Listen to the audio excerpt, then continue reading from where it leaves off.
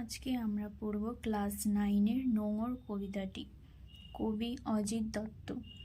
ইনি রবীন্দ্র পরবর্তী আধুনিক কবি হিসেবে পরিচিত। কবির শেষ কাব্যগ্রন্থ সাদা মেঘ কালো পাহাড় থেকে এই কবিতাটি সংকলিত। এটি একটি রূপক শ্রেণীর কবিতা। রূপক শ্রেণী বলতে গেলে বোঝায় যে একটি কথার আড়ালে আরেকটি অর্থ লুকিয়ে আছে। একটা কথার সাথে অর্থ দুটোরই মিল রয়েছে, কিন্তু কোন সময়ে কবির আবির্ভাব সেটি যদি জেনে নেওয়া যায় তাহলে কবিতাটি বুঝতে আমাদের সুবিধা হবে। যে সময়ে কবি বাংলা সাহিত্য জগতে আবির্ভূত হয়েছিলেন সেটি ছিল এক অস্থির সন্ধিক্ষণ। একদিকে দ্বিতীয় বিশ্বযুদ্ধে সামগ্রিকভাবে বিশ্বে অর্থনৈতিক মন্দা, বেকারত্ব ও হতাশার জন্ম দিয়েছিল। অপরদিকে প্রচুর লোকক্ষয়ে মানুষের মনে জেগে উঠেছিল এক বিভীষিকা। তার উপর দেশভাগ, দাঙ্গা, দুর্ভিক্ষ বাংলার বুকে এক নতুন অস্তিত্বের সংকট দেখা দিয়েছিল। এই পরিস্থিতিতে নিজের কাব্য সাধনায় ধৈর্যশীল থাকা বা সাধনায় আত্মমগ্ন থাকা বাস্তবিকভাবেই অসম্ভব, তার প্রয়াস বা চেষ্টাও অসম্ভব। কবি এই দুঃসময়ের মধ্যে নিজেকে আত্মপ্রতিষ্ঠার যে প্রাণপণ চেষ্টা করেছিল, স্বাভাবিকভাবেই তার জীবনে তা ব্যর্থতায় পরিণত হয়েছে। এই চিত্রই আমরা এই কবিতার মধ্যে দেখতে পাব। দেখো, এখানে কবিতার নাম কিন্তু খুব ইম্পর্টেন্ট। নোঙর তোমরা অনেকেই চিনে থাকবে। নদীর ধারে গেলে বা কখনো নৌকায় উঠলে হয়তো বা দেখে থাকতে পারো। যদি না দেখে থাকো, দেখো এখানে একটা ছবিতে দেখা যাচ্ছে লোহার কয়েকটি হুক যুক্ত এক ধাতব বিশেষ। এর এক প্রান্তে লোহার শিকল বা কাঁচি অর্থাৎ দড়ি বাঁধা থাকে, আর এক প্রান্তে নৌকা বা জাহাজ বাঁধা থাকে। নৌকা বা জাহাজ কোনো স্থানে বাঁধার জন্য অর্থাৎ আটকানোর জন্য এই নোঙর ব্যবহৃত করা হয়। নোঙর এই কবিতায় যে অর্থে ব্যবহার করা হয়েছে তা হচ্ছে গতিহীনতার প্রতীক। অর্থাৎ নৌকাকে যদি আমরা দেখি যে জলের স্রোতের সাথে নৌকা বয়ে যেতে পারে, তাই নৌকা এই কবিতায় গতিময়তার প্রতীক। সেই নৌকাকে গতিহীন করছে কে? নোঙর। আমরা জানি কোনো নৌকা বা জাহাজ ঘাটে বাঁধতে হলে নোঙর ফেলে বাঁধতে হয়, তাই এখানে গতিময় নৌকাকে নোঙর গতিহীন করছে, অর্থাৎ নোঙর বাধা দিচ্ছে নৌকাকে সামনের দিকে এগিয়ে যেতে, এখানে একটা বাধা সৃষ্টি করছে। তাই নোঙর এখানে গতিহীনতার প্রতীক হিসেবে ব্যবহৃত হয়েছে। এখানে বলা হয়েছে পাড়ি দিতে দূর সিন্ধু পাড়ে। সিন্ধু একটা নদের নাম। আগেকার দিনে সওদাগররা তাদের বাণিজ্য তরী নিয়ে সিন্ধু পাড়ে যেতেন। কোন উদ্দেশ্যে? বাণিজ্য করার উদ্দেশ্যে অর্থাৎ অর্থ উপার্জনে, নিজেকে প্রতিষ্ঠা করার জন্য। কবিও তেমন নিজেকে প্রতিষ্ঠা করার জন্য, নিজের স্বপ্ন পূরণের জন্য পাড়ি দিতে চেয়েছেন তার বাণিজ্য তরী নিয়ে সিন্ধু পাড়ে। পাড়ি দিতে দূর সিন্ধু পাড়ে, নোঙর গিয়েছে পড়ে তটের কিনারে।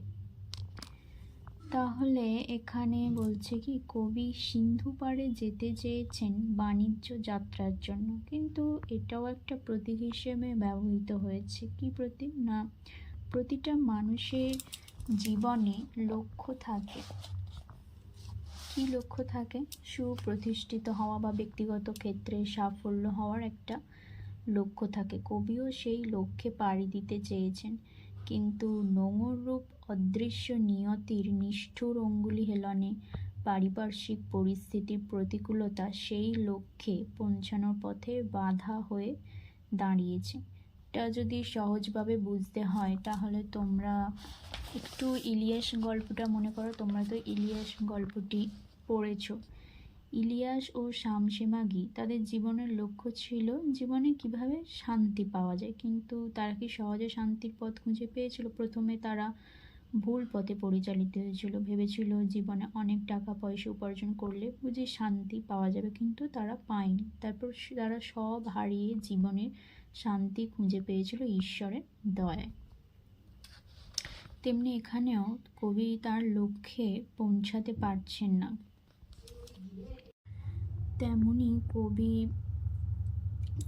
তার লক্ষ্যে পাড়ি দিতে চেয়েছেন, কিন্তু নোংর রূপ বাধা তার পাড়ি দেওয়ার পথে বাধা সৃষ্টি করেছে। আর একটু সহজভাবে এটা যদি বুঝতে চাও, তাহলে এখানে একটা বলা যেতে পারে যে এই কবিতাটি বোঝার জন্য, ধরো তুমি কোথাও যাওয়ার জন্য রেডি হচ্ছ, তখনও অবধি পারিপার্শ্বিক পরিস্থিতি ঠিকই আছে, বেরোনোর সময় হঠাৎ দেখলে ঝড় বৃষ্টি শুরু হয়েছে, তখন কি আর বাড়ি থেকে বের হতে পারবে? তুমি চাইলেও বাড়ির লোক বারণ করবে, অর্থাৎ তোমার গন্তব্যস্থানে যাওয়ার পথে একটা পারিপার্শ্বিক সামাজিক বাধার সৃষ্টি হচ্ছে। তেমনি কবিও এখানে তার গন্তব্যস্থানে পৌঁছানোর জন্য যাত্রা করেছেন, কিন্তু যাত্রাপথে নোংর রূপ বাধা সৃষ্টি হয়েছে। নোংর রূপ বাধা কেন বললাম? কারণ তরী বা নৌকা, তরী অর্থাৎ নৌকা, তো নৌকাকে গতিময়তার পথে গতিহীন করছে কে? নোঙর তাকে বেঁধে দিচ্ছে, তাকে সামনের দিকে আর এগিয়ে যেতে দিচ্ছে না, তাই নোঙর একটা বাধা সৃষ্টি করছে।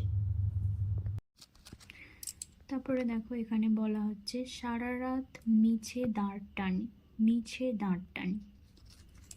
কেন এখানে মিছে দাঁড় টানার কথা বলা হয়েছে? দেখো, কবি দাঁড় টেনে নৌকাকে সামনের দিকে এগিয়ে নিয়ে যাওয়ার জন্য চেষ্টা করেছেন। তোমরা তো জানো যে দাঁড় টেনেই নৌকাকে সামনের দিকে নিয়ে যাওয়া হয়। যদি না জানো তাহলে কখনো নদীতে গেলে বা নৌকায় উঠলে দেখবে তোমরা একটা কাঠের একটু লম্বা ধরনের কাঠের একটা বস্তু থাকে, যেটা দিয়ে দাঁড় টানা হয়। তো সেই দাঁড় টেনেই নৌকাকে সামনের দিকে এগিয়ে নিয়ে যাওয়া হয়। তো কবি দাঁড় টেনে নৌকাকে সামনের দিকে এগিয়ে নিয়ে যাওয়ার চেষ্টা করছেন, কিন্তু কবির অজান্তে কখন নোঙর পড়ে গিয়েছে নদীর কিনারে কবি তা বুঝতে পারেননি। তাই সারা রাত ধরে দাঁড় টেনেছেন নৌকাকে এগিয়ে নিয়ে যাওয়ার জন্য, কিন্তু সে দাঁড় টানা মিথ্যেই হয়েছে, অর্থাৎ দাঁড় টানা কোনো কাজেই আসেনি।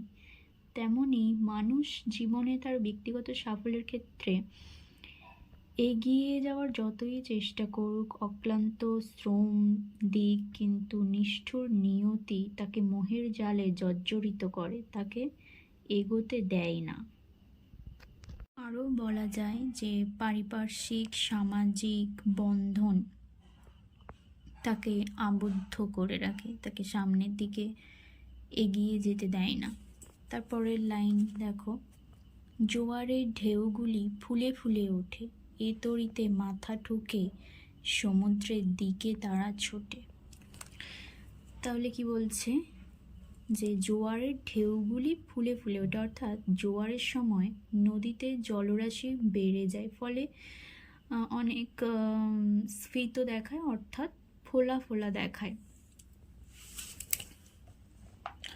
তটে বাঁধা নৌকাকে নদীর স্রোত আঘাত করে নৌকাকে ভাসিয়ে নিয়ে যাওয়ার জন্য, কিন্তু নৌকা নোঙর দিয়ে বাঁধা থাকার জন্য জোয়ারের ঢেউগুলি নৌকাকে ভাসিয়ে নিয়ে যেতে পারে না। তাই তারা ব্যর্থ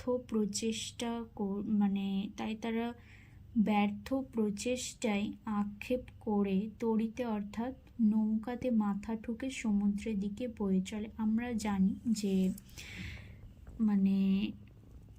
রাগে অনেক সময় আমরা আক্ষেপ করে মাথা ঠুকি, অর্থাৎ মাথা ঠোকাটাকে একটা আক্ষেপ করার অর্থ হিসেবেই এখানে দেখানো হচ্ছে। তাই এখানে বলছে যে ব্যর্থ প্রচেষ্টায় জলের ঢেউগুলি আক্ষেপ করে তড়িতে, অর্থাৎ নৌকাতে মাথা ঠুকে সমুদ্রের দিকে বয়ে চলেছে। ঠিক তেমনই কবির মনও সাম্প্রতিক নানা ঘটনায় উদ্বেলিত হয়ে ওঠে।